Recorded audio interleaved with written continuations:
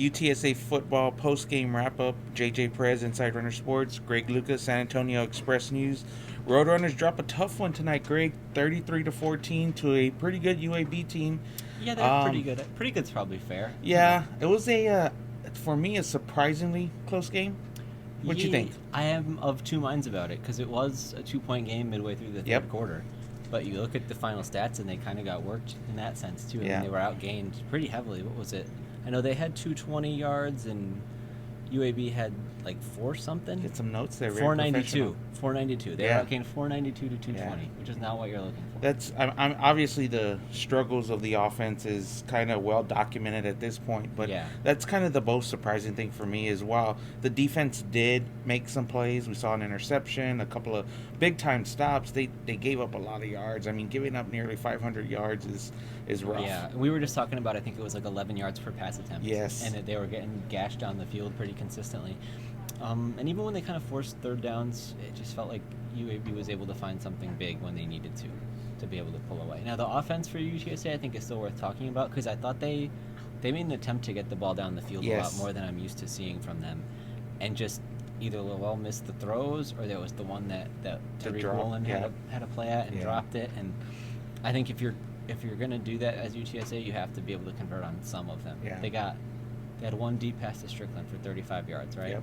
Other than that, 8th longest play of the year, by the way. Other than that, I think it was 6 or 7 probably deep shots that didn't connect, and that puts you behind the chains when you're just taking an incomplete pass like that. I think that's kind of a microcosm of this season so far. Is that you have one good play like that, and then a few drops, then it's like, gosh, you're almost. And even the players, they're emotional in the post game, but they said they still felt like they were right there.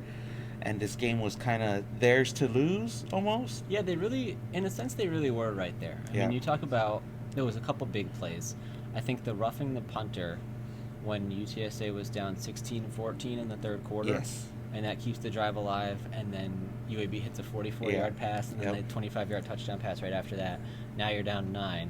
And then they still had a chance to get back into it. And they drive down to, I think it was the 6, and they faced 4th and 1. Right. And I didn't like the call to go to a toss play to the right to McCormick. Yeah. I guess you're trying to leverage his speed and get him on the edge. That's got to be the idea, but I just didn't think it was the right call because Lowell has been so tough up the middle and had been doing a pretty good job on these QB draw plays. You don't really run a draw there, but just get him behind center and just QB sneak it would be my call.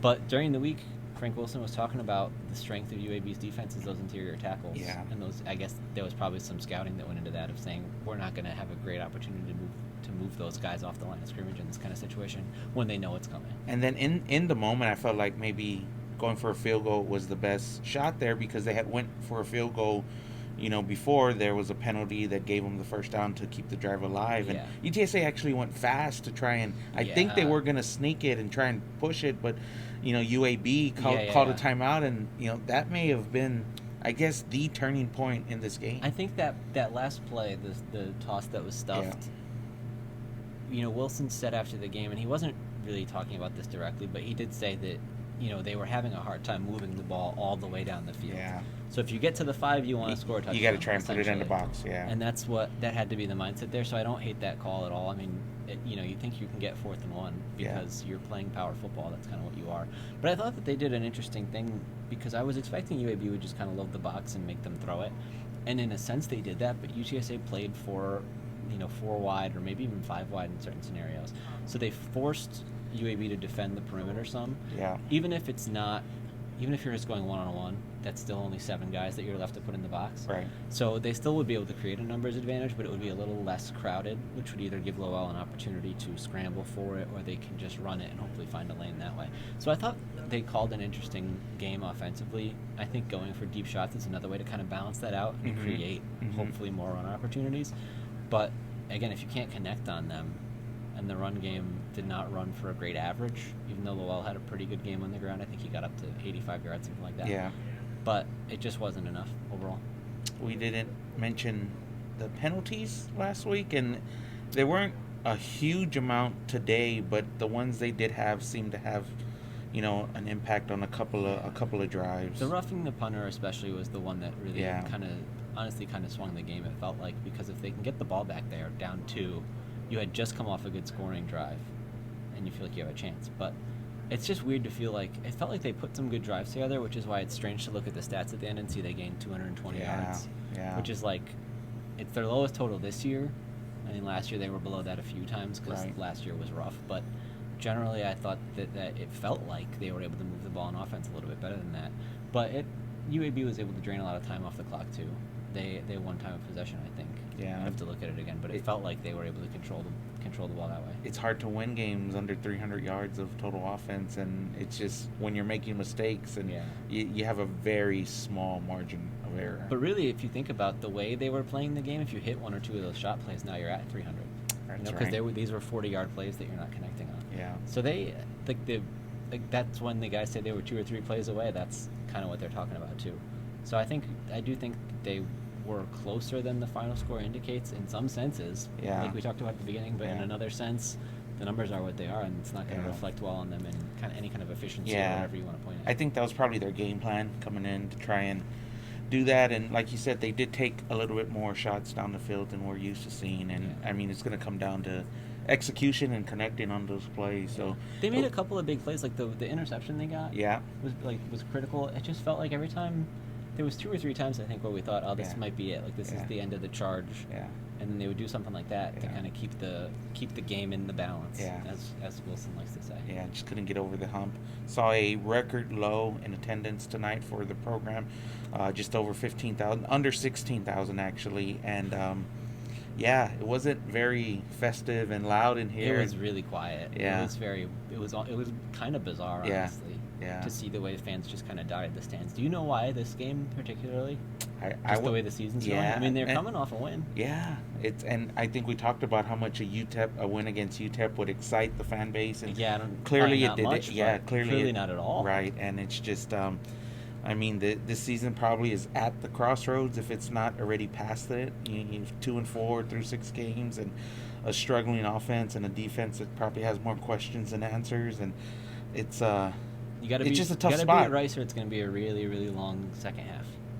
If you don't win that game, it's going to be really, really rough out there. They're not going to be favored in many more games this season, are they? I'd be interested to see the line against Rice. Right. I mean, I think Rice has been better than an 0-5 team. Yeah. So 0-6, I think. Yeah, maybe by now. Yeah. So I wouldn't be shocked if Rice was favored, but the game is here. Right. So that it'll be a close one either way.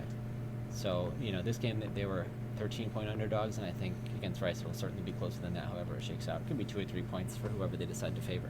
But I think that'll be a really interesting matchup because they both kind of play this power running football now. That's right. I don't think UTSA expected that. Yeah. But suddenly that's kind of the game they play. I don't know how much you want to get into it, but I don't think they have the defense to match up with a power running game. Right.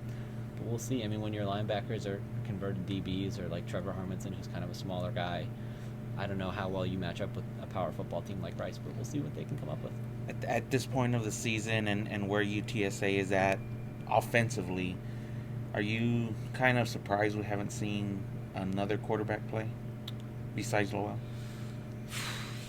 I don't know. There's times where it feels like they have the game plan in place to be successful. I think, again, today he missed a couple of those throws. There was the one that was dropped, but it was... What he can do on the ground can't be taken for granted. Right. He's been really impressive as a runner. And in some cases, turning nothing into something, too. You know what I mean? It's not like he's taking wide open running lanes or very easy plays. He's making things happen, especially in scramble situations where the passing game is kind of breaking down. It's not all designed runs either. So it's also hard to look at the numbers and say, oh, he deserves to be the starter. But your other options don't appear to be great. I mean, Cordell Grundy doesn't really excite anybody and wasn't an all-star last season by any means. Yeah. JoJo Weeks is going to be a year older. He got a little bit of an opportunity last year and was not very productive. But that requires you to play a totally different style, too. I don't know how easy it would be to flip that Just switch. Switch up. Yeah. And if